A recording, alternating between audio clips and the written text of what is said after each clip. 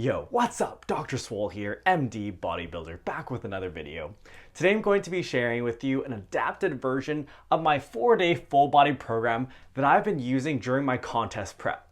As you know, I'm pretty deep into contest prep now, and we actually just did a show on the weekend, which was a warm-up show for me. We brought home some hardware, guys. This was actually an untested show, so I was competing against enhanced athletes. So I'm especially proud of this as a natural.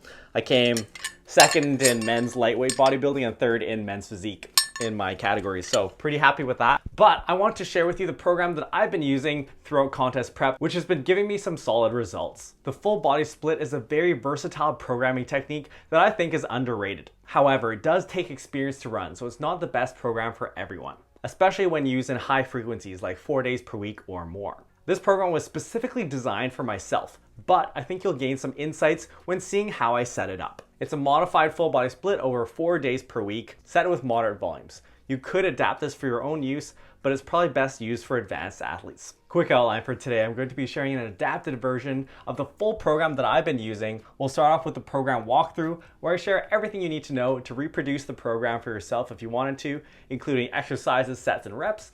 After that, we'll go on to the weekly setup, or how I spread my workouts out throughout the week. And lastly, we'll talk about the pros and cons of this 4-day full body split. If you've been getting value from my content, make sure you smash that like button, hit subscribe, and let's get into it. All right, let's do our program walkthrough. So this is Dr. Swole's personal 4-day full body program. It's an adapted version of the one I've been using during contest prep. I did make a few changes just so it's a bit more fit for general consumption. It's set for moderate volumes, best designed for an advanced athlete. We've got day 1, day 2, day 3, and day 4. Here are the exercises, and here are the sets and reps. Down here are the total number of sets per workout, so you have an idea of workout length.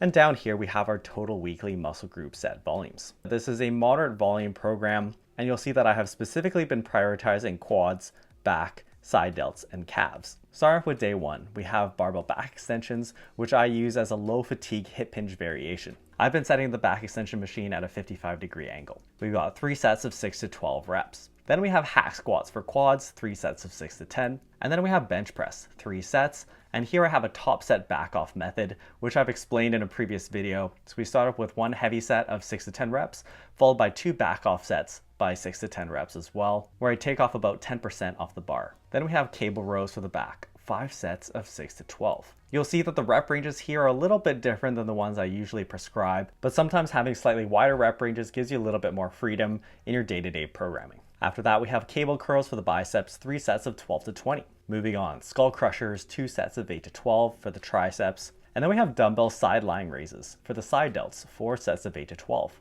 And here I like to set the bench at about a 60-degree angle. It lets you give your delts a bit of a stretch and trains your side delts in their bottom range of motion. Then we have bent calf raises, and here I've been using myo reps. This is the notation I use for myo reps. So we start off with 1 heavy activation set of 8 to 15, followed by 7 basically cluster sets of 3 to 5 reps, with about 10 seconds of break in between. Moving on to day 2, we have lunges, which I count for quads and glutes and hamstrings, 3 sets of 6 to 10. Then we have hamstring curls for the hamstrings, 3 sets of 8 to 15.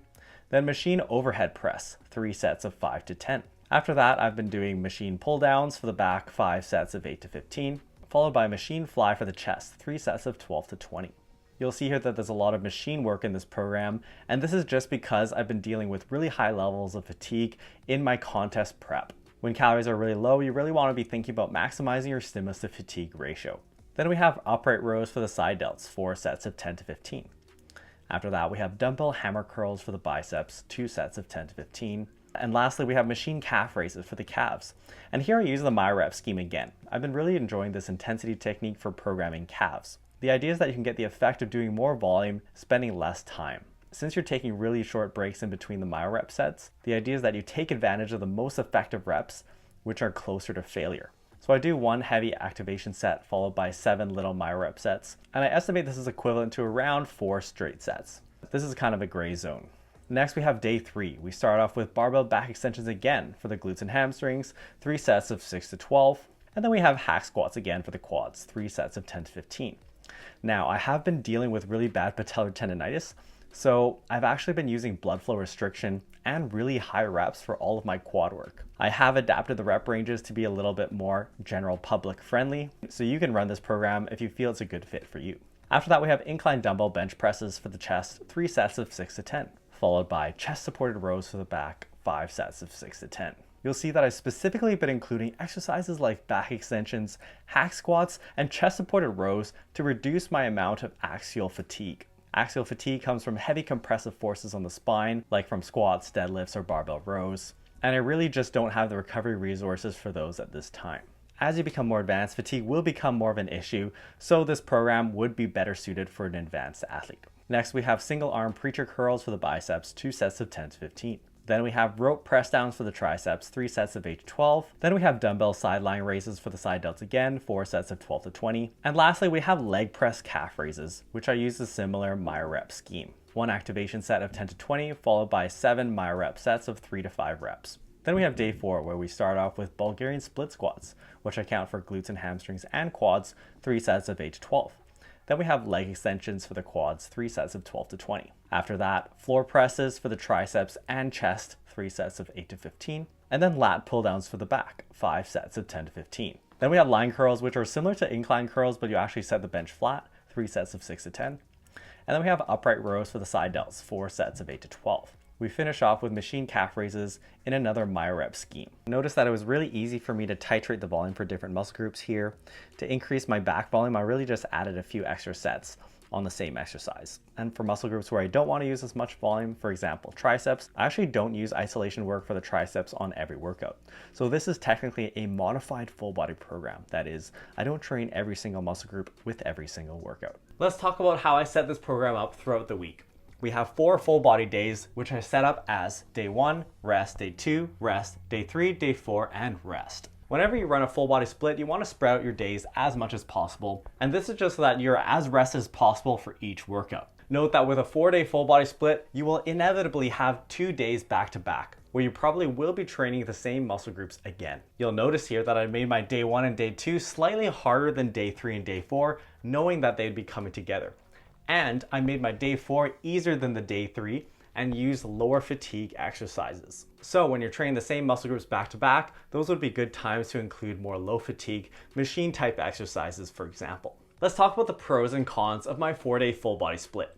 Starting off with the pros. First of all, this kind of split is highly customizable. When you get into modified full body splits, you really have full control over how you set things up in terms of spreading out your weekly sets for each muscle group. As you saw, this was a modified full body split. That is, we didn't necessarily train every single muscle group directly in every single workout. And you'll see that with this kind of strategy, it's very easy to prioritize certain muscle groups just by giving them more sets in each workout. So if you have very specific programming goals, and if you have the experience to do it, a modified full body setup is going to be a great choice. Next, this kind of split is very flexible. Initially, I thought running full body would be more inflexible since I wouldn't want to stack days next to each other. However, when you get good at auto-regulation, that is, you get good at titrating how close you go to failure on each set in each workout, you can really play around with the intensity of your workouts. So for example, if you have an irregular schedule, like for me, if I'm on call, I'm up 24 hours working, I can push workouts around and just tone down the intensity a little bit if I'm training back to back. This does take experience to do. Next, if you're training 4 days per week, a full body program has excellent fatigue distribution. That is, your training stress is spread out very evenly across the week, and this allows you to get the most out of every workout. Having good fatigue distribution is especially important if you have high recovery demands. For example, for myself right now in contest prep, I'm in a very restrictive diet. I'm in a steep calorie deficit, and I really don't have much recovery resources available. So having one massive leg day during the week would really put me in the ground. If you're currently in a fat loss phase, or if you're just in a high stress time of your life, really think about optimizing your fatigue distribution. Lastly, I found that training full body was lower mental stress. That is, I would go in knowing that I only had a few sets to hit for each muscle group, and I wouldn't have to face long lower body days. Let's move on to cons of the 4-day full body setup. First of all, you get less of a pump in each muscle group.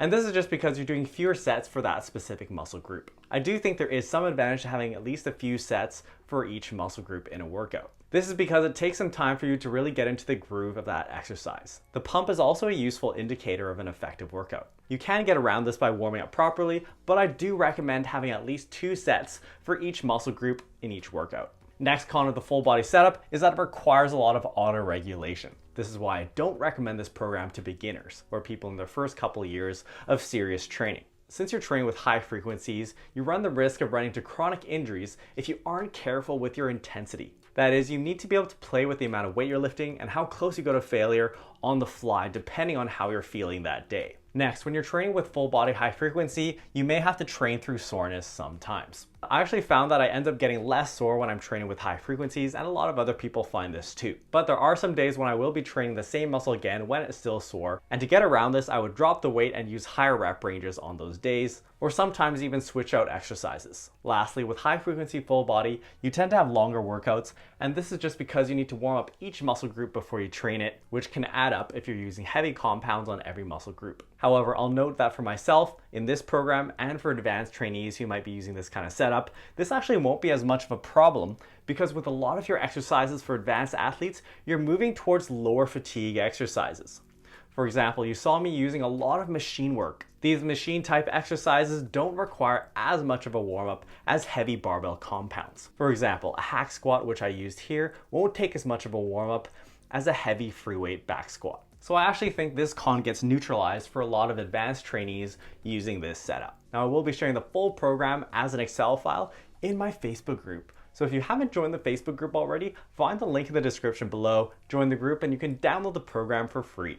If you're thinking about modifying one of my programs and want my exercise substitution lists, follow me on Instagram. My handle is @Dr. Swole, that is Dr_Swole, and then DM me the word exercise selection. I basically give you lists of exercises to choose from that you can swap in and out with exercises in my pre-existing programs. If you want to see me rank the best 4-day splits for hypertrophy, check out this video here where I do a detailed analysis. If you got value from this video, make sure you leave me a comment, subscribe, and we'll see you next time.